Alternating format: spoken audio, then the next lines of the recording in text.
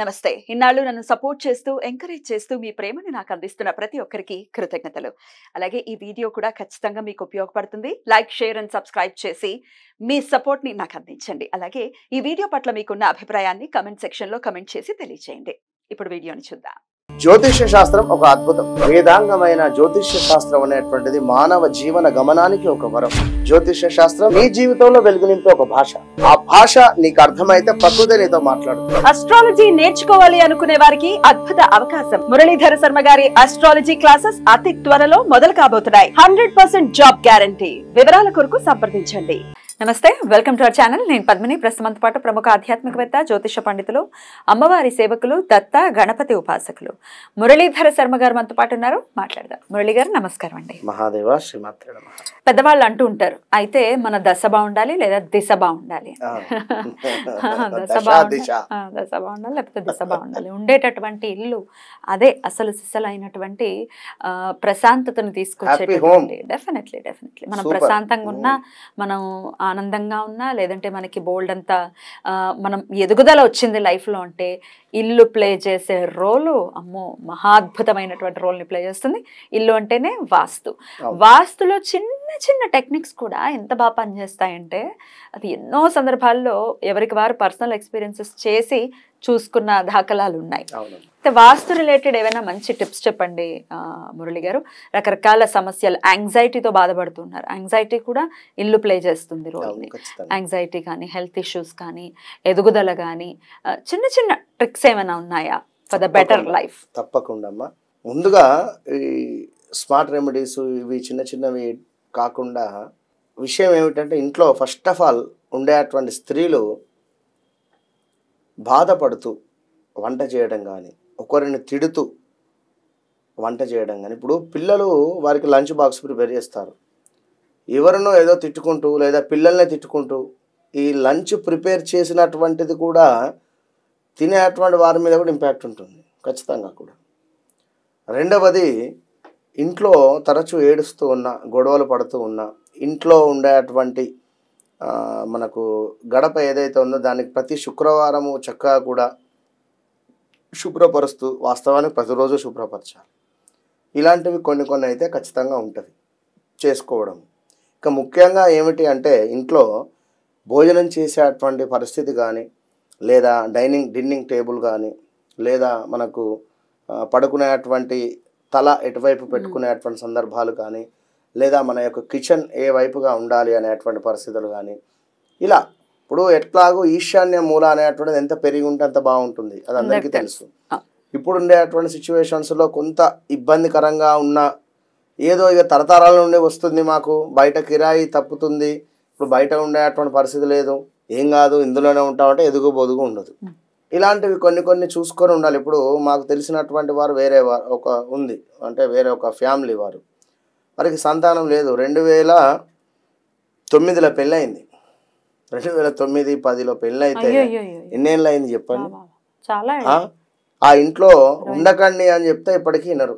బయటికి వెళ్తే మాకు ఇబ్బంది అవుతుంది, ఏం చెప్తాం. ఇల్లు కూడా సంతానం మీద కూడా ప్రభావం ఉంటుంది కదా అమ్మ. ఆ ఇంట్లో మన ఇంటి నడి మధ్యలో బావి ఉంది, అసలు దాన్ని ఇంటి వెనకాల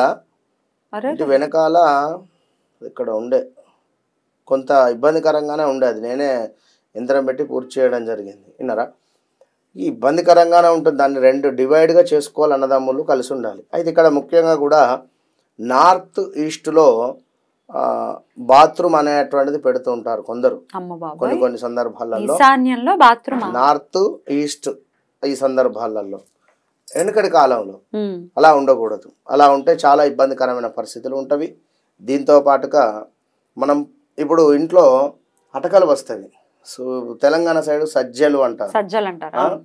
ఇది ఇంట్లో ప్రతి రూమ్లో మామూలుగా సెల్ఫ్స్ వస్తాయి. ఆ యొక్క సెల్ఫ్ పైన కొన్ని వస్తువులు పెట్టుకోవడం. అయితే ఇక్కడ మరొక విషయం ఏమిటంటే, ఎగ్జాక్ట్లీ దాని కిందనే బీరువా పెట్టుకోవడం. ఈ బీరువా డైరెక్షన్ ఎట్లాగో మనం చెప్తూ ఉంటాం, ఉత్తరం వైపుగా చూసేటువంటి విధంగా. అయితే ఈ బెడ్స్ కూడా ఎగ్జాక్ట్లీ ఇటు గోడకు అని చెప్పి ఆనిచ్చేస్తే, ఈ యొక్క అటక కింద ఒక మనిషి పడుకునేటువంటి ప్లేస్ ఉన్నా ఇబ్బంది. అటక కిందకి హెడ్ వచ్చేలాగా హెడ్ వచ్చేటువంటి విధంగా కానీ కంప్లీట్ గా మనిషి పడుకునే ప్లేస్ అయినా అట్లా ఉండకూడదు. చాలా పడుకోకూడదు. ఘోరాతి ఘోరమైనటువంటి ఇంపాక్ట్ ఉంటుంది నెగిటివ్. అయితే ఇలా అటక కింద పడుకోవద్దు, తల కూడా పెట్టేటువంటి పరిస్థితి పెట్టవద్దు. ఒకవేళ అటక ఇక్కడ వరకు ఉందంటే పోనీ ఇక్కడి నుంచి పడుకో, పర్వాలేదు. సౌత్ వైపు గాని ఈస్ట్ వైపు గాని చక్కగా కూడా ఈ వైపులోనే తల మనల్ని పెట్టుకొని పడుకోవాలి. మిగిలిన దిశలలో పెట్టుకొని పడుకోకూడదు. దక్షిణం వైపు తల ఉండాలి ఖచ్చితంగా, తూర్పు వైపు పెట్టుకోవచ్చు. అయితే ఈ విధంగా మనకు సౌత్ వైపు కానీ లేదా అదే విధంగా ఈస్ట్ వైపు కానీ తలపెట్టి మాత్రమే పడుకోవాలని చెప్పడం జరుగుతున్నది. మరొకటి ఏమిటి అంటే నార్త్ అండ్ ఈస్ట్ వైపు కూర్చొని మాత్రమే భుజించాలి అన్నం తినేటువంటి సందర్భాలలో. ఉత్తరముఖంగా కూర్చోవాలి, తూర్పు ముఖంగా కూర్చోవాలి. లేదు కొందరు వెయిట్ లాస్ కావాలి అని అనుకునేటువంటి వారు ఖచ్చితంగా కూడా వీరు సౌత్ అండ్ వెస్ట్ లో ఆ సందర్భాలలో కూర్చొని భుజించినట్టయితే తప్పకుండా వెయిట్ లాస్ అయ్యేటువంటి పరిస్థితి ఉంటుంది. మరొకటి సౌత్ ఈస్ట్ లో కిచెన్ ఉండాలి. ఎలాగో సౌత్ ఈస్ట్ మధ్యలోనే కిచెన్ ఉంటుంది ఆగ్నేయంలో. ఇంకొకటి ఏమిటి అంటే ఈశాన్య మూల ఎట్లాగో చక్కగా కూడా పెరిగి ఉండాలి అని చెప్పడం జరుగుతున్నది. ఇప్పుడు ఇందులో మనం భోజనం చేసే అటువంటి సందర్భాలలో ఇష్టం వచ్చినట్టు విధంగా కూర్చొని భోజనం చేసినా నెగిటివ్ ఇంపాక్ట్ ఉంటుంది. ఇప్పుడు మనం చెప్పినటువంటి సౌత్ వైపు కానీ ఈస్ట్ వైపు కానీ కాకుండా వేరే డైరెక్షన్లో పడుకున్నా సరిగా నిద్ర పట్టకపోవడం కానీ, లేదా నెగిటివ్ ఆలోచనలు కానీ, పీడ కలలు వస్తున్నాయి అనుకోవడం కానీ, లేదా ఇంట్లోనే డబ్బు ఇబ్బందికి సంబంధించినటువంటి విధంగా ఏదో రకంగా రావడం కావచ్చును, ఏదైనా చెప్పలేము.